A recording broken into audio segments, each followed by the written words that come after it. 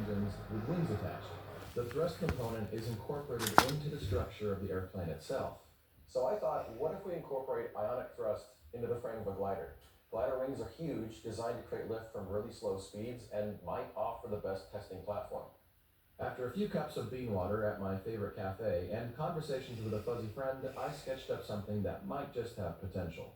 Wings and airframe design really aren't something I have that much experience in. I do understand the basics, and that's about it. Luckily, when I was at Open Source in San Francisco, I met a variety of other creators, one in particular who can make anything fly. And I do mean anything. For example, this is his Dremel-powered helicopter, a leaf blower-powered airplane, which actually flew quite nicely, a PC fan-powered ultralight plane, and this is a hand drill-powered plane. He also attempted to build an airplane entirely out of food, which flew for about 17 milliseconds and then tried to fight the Earth. I figured he'd have great insight on how to get this project off the ground, so to speak. So we chatted for a bit. You recall the picture that I sent you? Yeah. It has to be a glider format, right? Like it has to be a slow-moving big airfoil. Very slow-moving airfoil, but it's also going to be very low wing loading, but it's going to have a huge aspect ratio, so very, very large wings, large slender wings. Okay. Would you be interested in coming up with a specific airfoil design or aspect ratio that you think would be best? I will have some stuff to send your way, at least with an airfoil choice. Yeah. Because I'm going to look at some of those super light Bergen-powered airplanes that they do. I want to see if our approach on the top of the wing is better or worse. So. Okay. This is going to be like 9 out of 10 on the hard scale. That's good to know. From what I gathered, building a functional ionic thrust wing was plausible, but going to be super difficult. But you know what? That's never really stopped my engineering attempts before. And as this one guy used to say, we choose to go to the moon in this decade and do the other things, not because they are easy, but because they are hard. Luckily, Peter shot over some airfoil designs which were designed for low-speed flight, and that gave me a starting point. Prior to building an entire ionic thrust wing, it's smart to focus on a small section of the wing first and then optimize the design from there. So I focused my time on a 12-centimeter section of wing, minimizing the weight and then maximizing the ionic thrust.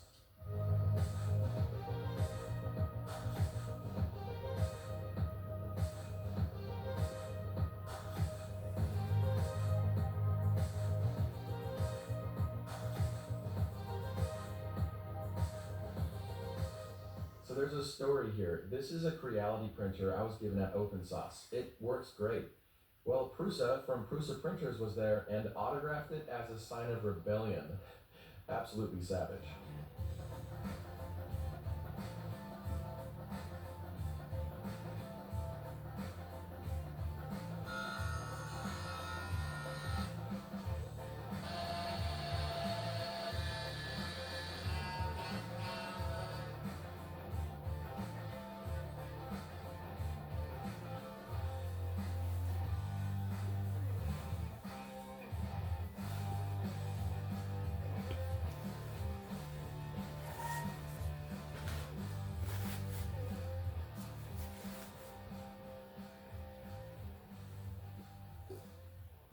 Here's what I'm working with. It's a 4-inch section of wing with 4 mini airfoils up top. The leading edges, those are all covered in aluminum foil tape. That's the electrical ground. And I don't know if you see the razor blades on the trailing edge. Those are the high voltage positive. Each airfoil can slide forward and backwards about 1/4 inch. This allows me to test various spacing distances to see what provides the best thrust. If my ionic thrusters from the past have taught me anything, it's that closer spacing will have best results. For power, I'll be using these stun gun modules, which put out a family-friendly 30,000 volts. I'm going to test 3 different spacings under one configuration. The first gap is 9 millimeters, middle 11, and back gap 13 millimeters. Okay, 9 mil feels really weak. Wow. What about velocity? 0.4 meters a second. That's really bad. What about 11? Feels a little bit stronger. 0.5 meters, still sucks, but it's better. And this is 11 mil, the longest gap. 0.6. That's not going to cut it. Pretty terrible start. And I know what you're thinking, those tests weren't particularly accurate because the meter was a different distance from each segment. You're correct. I also went ahead and tested every distance and every spacing. And the max velocity I found was 0.6 meters a second. החליפו ראש עכשיו, ובכל 3 חודשים תודו הצחצוח שלכם לעבוד טוב יותר. אורל בי. זאת הסטרים זה רק סודה? סודה אבואה. זה גם פפסי, גם סבלה וגם... טעים. Alright, that worked about as well as my last relationship. I seriously thought this design would do better than a half a meter a second. That's not going to cut it, hands down. I think the issue might be the fact that the airfoils downstream are directly obstructing the airflow from the previous ionic thrust segment. So I went back to the drawing board and completely redesigned the ionic thrust segments. With this version, the ground was completely out of the way of airflow. Feeling confident this would be an improvement, I commanded my little Prusa to print away, and in a few minutes, I had a new version. The high voltage positive attaches to the razor up top, and the ground is connected to these parts wrapped in foil. The razor points into open air, and the grounds aren't in the path of airflow. I was really excited to test this. What am I working with here? Ooh, that's a huge jump already. That's huge. Massive jump. I'm working with 1.5 now. That's a huge increase in velocity. I want to see the airflow.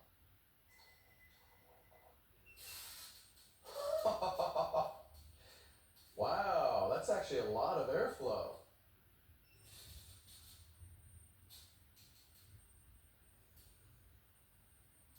I then modified the design further by replacing the foil-covered plastic grounds with aluminum streamlined tubing. This proved to be a good decision. That's another mild improvement. With that, I felt confident and assembled the wing in preparation for tests. Before further testing, there's something to be said about keeping your mind fully engaged in learning even between projects. And that's what I've been doing recently using CuriosityStream. Packed full of award-winning original documentaries, films, shows, and series that you pretty much can't find anywhere else, CuriosityStream has its bases covered. With a focus on science, tech, and history, CuriosityStream is perfect for anyone who wants to learn. Their documentaries are really informative, making it easy to just expand your knowledge on a variety of topics. And its deep library of content doesn't stop at STEM. It also hits on nature, music, food, and more, so pretty much content for everybody. You can watch this content on your TV, computer, or mobile devices, making it super easy to watch your favorite documentaries anytime, anywhere. And for me, that means one thing. Space documentaries. New content drops every week, meaning there's always new stuff to watch, and their plans are crazy affordable, like less than $5 a month. And that gives you access to thousands of hours of high-quality documentaries and series. Go to curiositystream.com/plasma or scan the QR code for unlimited access to the world's top documentaries and nonfiction series. And for my fans, use the promo code PLASMA to get 25% off. On to some tests. At this point, I consider the prototype section of the ionic thrust wing complete, but when it comes to testing, I have no idea what the hell to expect. Will I get 4 separate sections, each providing 1.5 meters a second in parallel? Or will they add in series and create 4, 5, 6 meters a second of airflow in the trailing direction? That's what I'm really hoping for. That's what I need for this to work. So let's find out. Wiring each segment to its own power source, I gave it power and crossed my fingers. Come on.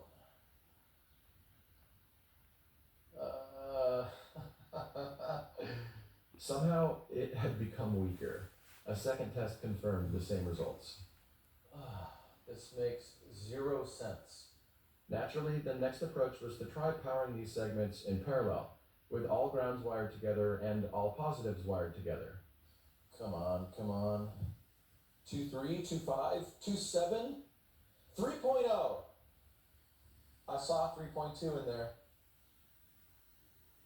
2.9 again. There was a 3.1.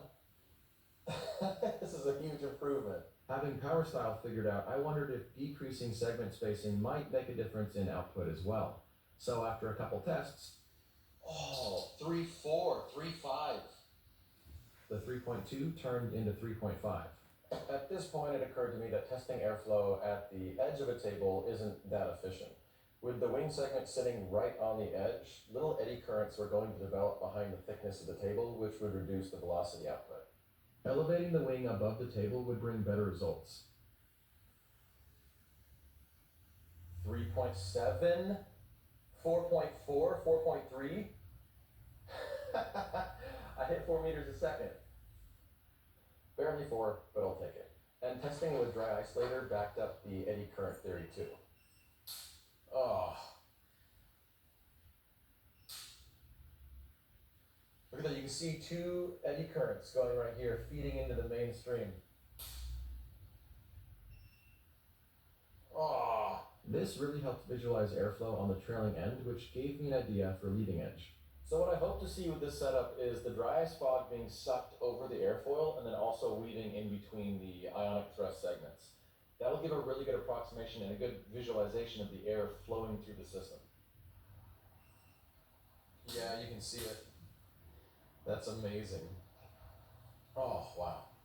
With 4 meters a second established, it was time to focus on the weight. I was not excited for this part.